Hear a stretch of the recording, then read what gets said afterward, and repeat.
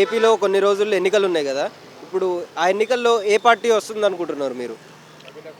జై స్వరాజ మీడియా మిత్రులకి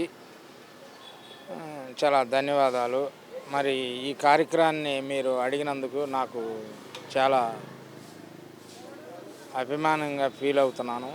ఎందుకంటే గతంలో కొన్ని విషయాలు చంద్రబాబు నాయుడు రాక్షసు పాలన అనేది ఇప్పుడు ఉన్నదాన్ని బట్టి నేను చెప్తున్నాను.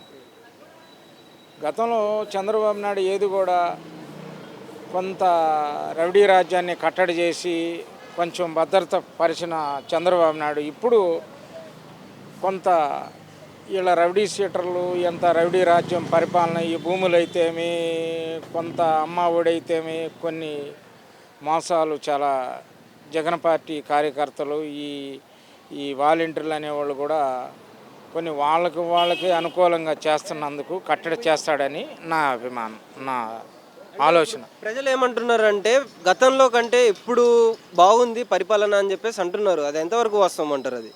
అంటే సెంటర్లో బీజేపీ పొత్తు పెట్టుకున్నందువలన, పవన్ కళ్యాణ్ కలుపుకున్నందువలన కొంత అబద్ధ సమాచారంతో చంద్రబాబు నాయుడు లోపలేయటం, అదేదో ఆ కేసులు వేయటం వల్ల కొంచెం సింపతి కలిగిందని నా విన్నపం. అయితే ఎవరు వస్తారనుకుంటున్నారు ఈసారి? జగన్ గారా లేకపోతే చంద్రబాబు గారా? ఎవరు వచ్చే అవకాశం ఎక్కువ ఉందంటారు? చంద్రబాబు నాయుడు ఒక 120, 130 సీట్లు కొడతాడు. పవన్ కళ్యాణ్ ఒక 20 సీట్లు కొడతాడు. బీజేపీ ఒక 9, 10 సీట్లు కొడతారని నా ఆలోచన. జనాలు కూడా అవగాహన బాగుంది అక్కడ. నేను అక్కడక్కడ కొంచెం తిరిగిన దాన్ని బట్టి నేను చెప్తాను.